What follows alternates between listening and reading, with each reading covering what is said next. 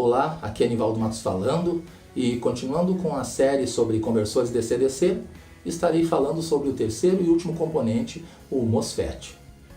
Apresentarei aqui a teoria envolvida por trás do funcionamento desse transistor a nível de semicondutor. Depois de entendermos o princípio de funcionamento desta pequena caixa preta, partiremos para a prática em uma próxima publicação, contendo situações e ensaios envolvendo o diodo Schottky e o MOSFET. Já falamos sobre o indutor que armazena energia elétrica em forma de campo magnético. Falamos sobre o diodo que permite a passagem de corrente apenas em um sentido. Também falamos sobre o capacitor, um elemento armazenador de tensão muito importante para estes conversores. Agora falaremos então sobre o transistor MOSFET, que é um dispositivo semicondutor capaz de controlar o fluxo de corrente elétrica, tendo como controle um sinal de tensão. Através dele, comutaremos com precisão os ciclos de carga e descarga do indutor nos conversores que iremos projetar. Mas, enquanto isto, não se esqueça de se inscrever no canal, curtir o vídeo e ativar as notificações. Se gostar, compartilhe hoje mesmo nos teus grupos de WhatsApp esta conversa sobre o funcionamento deste componente tão importante para a eletrônica moderna. Então, novamente, seja bem-vindo ao Microlab e vamos ao MOSFET.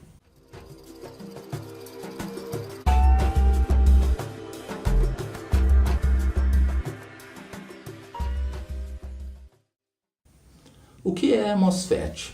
MOSFET é uma variação de transistor JFET ou FET. O termo FET é a abreviação do transistor de efeito de campo. Alterando a arquitetura deste componente, conforme mostrado na figura, foi colocada uma fina camada de óxido metálico semicondutor entre o gate e o substrato. Então este transistor foi nomeado como MOSFET, que em português significa transistor de efeito de campo com óxido de silício metalizado. Temos dois tipos de MOSFET.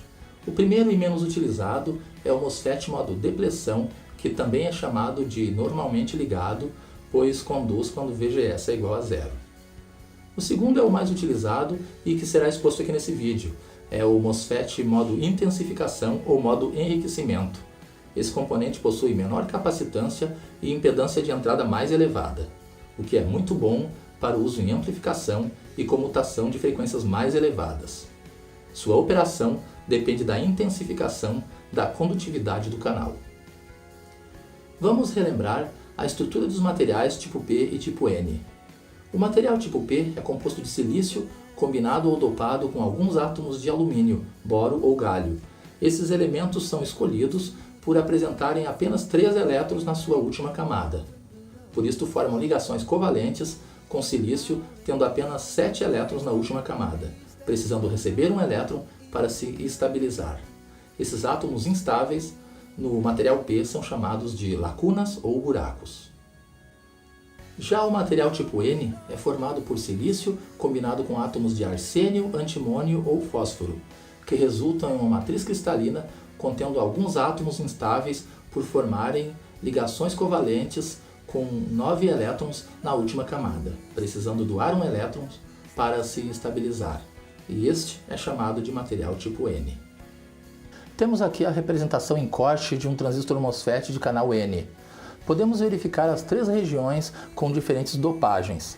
Na área clara à esquerda, temos material tipo N com dopagem intensa.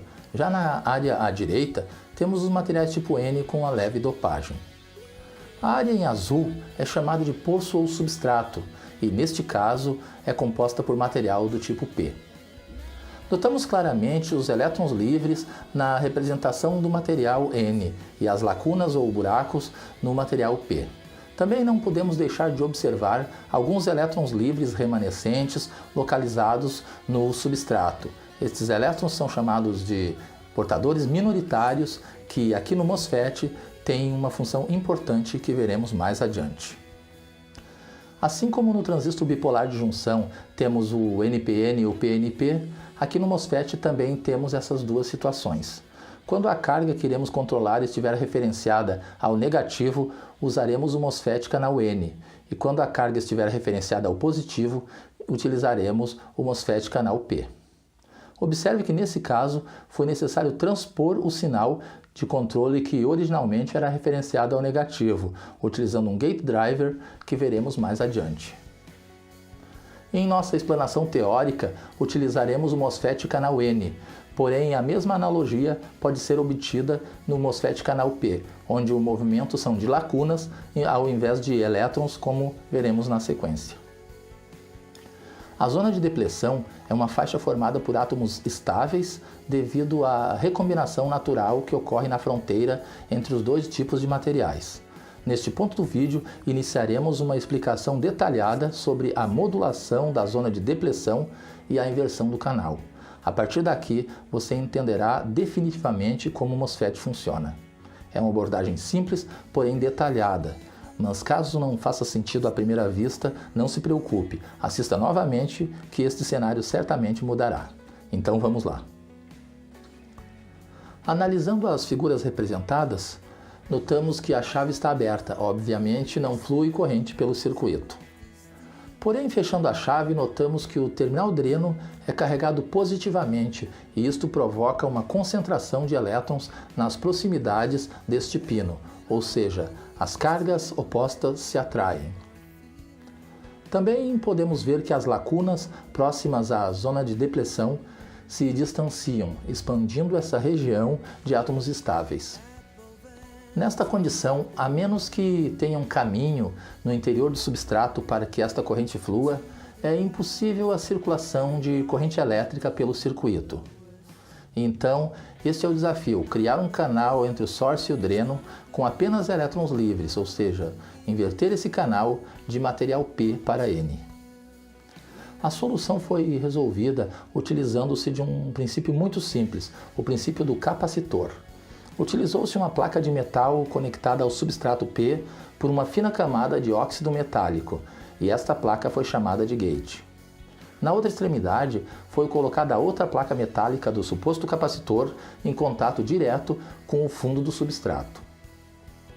A polarização propiciada pela bateria iniciou o processo de carga do sistema. Com isto, houve a formação de um campo elétrico atravessando o substrato. Duas situações contribuíram aqui. A primeira é que os elétrons livres que estavam na placa de metal que formou o gate foram puxados pela bateria e empurrados para o interior do substrato, aumentando assim a quantidade de elétrons livres, pois antes tínhamos apenas alguns portadores minoritários. A segunda é que, devido ao campo elétrico criado no interior do substrato, esses elétrons livres foram direcionados imediatamente para as proximidades do gate. Então notamos que houve algumas recombinações extinguindo as lacunas que estavam próximas ao gate e permitindo a inversão do material. Logo temos o canal N que precisávamos. Também houve recombinação na fronteira entre os materiais, formando a nova zona de depleção. Com isto notamos que, enquanto o gate estiver carregado positivamente, teremos circulação de elétrons do source para o dreno, como mostramos na animação. Falamos até aqui que a polarização provocada pelo terminal gate em relação ao fundo do substrato resultou na inversão do material P para N e a formação de uma nova zona de depleção. Note que isto ocorreu em uma posição bem estratégica e com isto criamos dinamicamente o canal N que precisávamos para que o MOSFET conduzisse corrente elétrica de source para o dreno. Hoje fizemos uma revisão do MOSFET, um dos principais componentes do nosso estudo de conversores. Muitas são suas particularidades, porém ressaltamos aqui apenas as principais características para que tenhamos uma ideia geral sobre esse componente. Vamos ficando por aqui, curta o vídeo, se inscreva no canal e ative as notificações. Muito obrigado por ter assistido o vídeo até aqui e até mais.